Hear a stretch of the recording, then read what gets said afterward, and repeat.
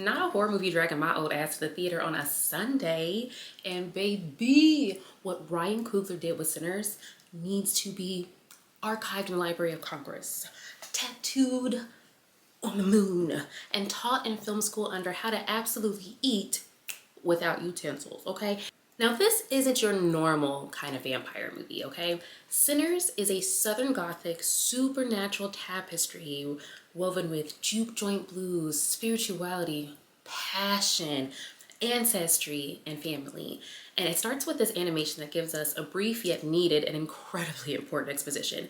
It talks about how all cultures have storytellers and how some storytellers have a certain power, and yo, the power! Spoilers ahead, don't say I didn't warn you. So I actually saw this movie twice, and it was just today that I saw it for the second time. And watching this with a very diverse and reactive audience was sending me. When we finally saw a vampire, this was on Easter Sunday, the first time I saw it. When we finally saw a vampire, this person goes, "Oh, the blood of Jesus," and I lost it. Oh my God. Not because I understand the fear. Like, I understand the fear. I have done that before myself. I just never expected it. I just didn't expect to hear it. I don't know. It's been a while since I've heard it, especially at a movie. So that had me, that sent me. Then there's this other part where Cornbread has turned into a vampire, and he goes, talk about equality, right? Somebody goes, "Oh, hell no." I was like, honorable moments include basically almost any of Delroy's one-liners. That man had me rolling. He was so good. And then another audience reaction that I really loved and I had experienced for a long time is the fact that the theater applauded. Like, what? We clapping in movies? It was so much fun. So the film starts off with this creepy white man played by Irish heartthrob Jack O'Connell, a vampire, clearly out past his bedtime. And this white couple lets him in, which is stupid. But some indigenous folks are knocking on the door like, "Hey, y'all seen some dude come by?" And the woman's like, "No," which that was a big mistake, big. And then they kind of leave with like, "Well, God be with you," and I was kind of laughing because I was like, I get it. I know what's going on. I peep game because I'm on the outside because I'm a viewer. And I was like, okay, so they know that it's a vampire and like, obviously they're going to get turned. So now we get to the twins, Smoke and Stack, played by Michael B. Jordan. And when I say he devoured both parts, I mean nary a crumb was left. The little cousin Sammy, played by Miles Caston, has been waiting on them. Sammy has a gorgeous voice. Miles Caston has a gorgeous voice. Like, it feels ancestral. There's like a knowledge to it that I don't know. It does feel otherworldly. So anyway, Sammy is a preacher's kid, a PK. And being a PK back in the day in 1930, I don't know how that would have been. Now, Sammy's all excited because now he's grown enough to drink and he taught himself how to play the guitar. And he kind of feels like that's going to be his way out. He's not just going to be a sharecropper. He's going to go be a musician, He's got big dreams. Now, Stack heard him singing or asked him to sing and was like, "Oh my God, you got to perform tonight." And when he played actually at the juke joint, oh my God, the juke joint scene. Sammy's music, the fact that his music can pierce the veil between life and death, past and future. What ensues when Sammy plays is one of the most beautiful, inspiring, carefully crafted sequences I've seen in a film in a very long time. Like, I cried every single time I've seen this scene so far.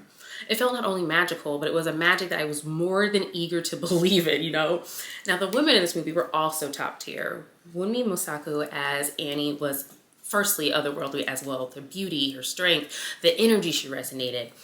She was just very knowledgeable, but also so loving and just so soft. And I don't feel like we get to see a lot of images of specifically darker skinned, larger women being soft and loving and being attractive and being the love interest. So that was really, really cool to see. But anyway, Annie is an herbalist. She's got knowledge in hoodoo, and so that's really, really important. And I love that this, Ryan Coogler and the screenwriter actually really dug into that, like, Black people's magic, Black people's like magical ancestry. We don't always hear about it in cinema, so that was really, really cool. Mary, who was played by Haley Steinfeld, very, very well done, by the way. I don't know if I've ever really seen her work. I mean, yes, I've seen her movies such as like, the Spider-Verse movies, but this was, oh God, Scream Queen. Anyway, what was I saying? Oh, So Mary is passing. So she's passing for white back in Arkansas. But when she's home, she's, you know, burying her mother. She is, you know, black in this area. Now, when the vampires came up to the juke joint, Mary was more than eager to go and like try to use her privilege, I guess, her proximity to whiteness to see, you know, what they were about, to see if they could be trustworthy, to see if they have money, yada, yada, yada, yada. But also Stack was willing to let her do that. He's like, all right, because I can profit from it. The fact that she went out there thinking she could beat that man and then get turned, like, also, why did you turn around, girl? I was like, turn around. Anyway, they let her back in the juke joint and she turned Stack and there's like that scene, that whole scene is just like, there's a moment when she's drooling and Michael B. Jordan, Stack, says, hey baby, you drooling or something like that. And she goes, you want some? And Michael B. Jordan's like, and then he opened his mouth and she, I wanted to crawl out of my skin. But I definitely can't watch him. Ooh. Let's not forget about Grace Chow, played by Lee Jun-Lee. Oh my God, like, first of all, oh my God. Anyway, when Grace invited the vampires in, I was so mad. I was so mad. I was like, somebody else cover her mouth. But of course, you know, I know that's for the story. I get it. But I was very upset with her. However, I'm trying to keep that anger directed at the character and not at the actor. Lee Jun-Lee did a good job. Now, of course, it was like this battle of vampires, you know. Unfortunately, Annie does not make it. And Smoke loses his twin brother, Stack. And Sammy gets grabbed by Remick. Now, as Remick has him, that scene is intense and it's so insane. As Remick grabs him and is like, they're both saying an Our Father together, and he just keeps pulling him in and putting him in the water and taking him out and just, I don't know what that's called, waterboarding, whatever. He just, and luckily for Sammy, Smoke is a survivor. He came and staked Remick and the sun was coming up and then no more vamps, right? Now, here's the thing though.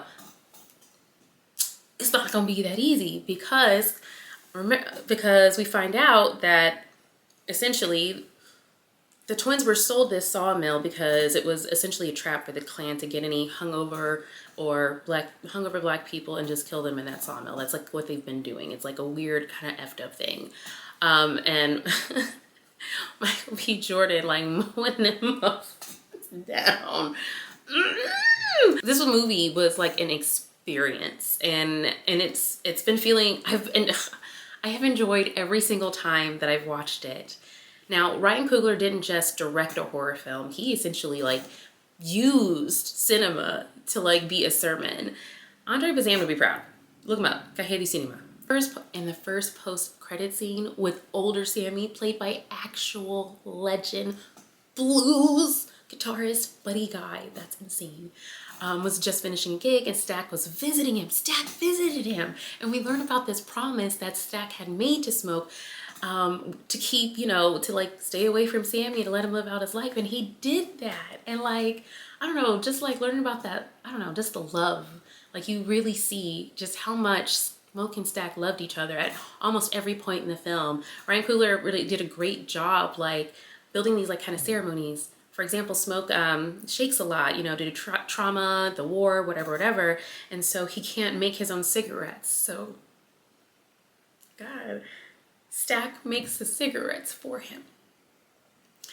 And when he loses Stack, and he can't roll the cigarette. Whew, that got me. Jeez. Yeah, Smoke couldn't smoke because Stack always rolled his cigarettes. Also, as Mary had, after Mary had bit Stack and ran off and Stack is bleeding and bleeding, I didn't hear this when I first saw the movie, but when I went to the second time, when I went to the IMAX movie version, I got to hear Stack say, I love you, as his last words to his brother, and oh my God. Woo!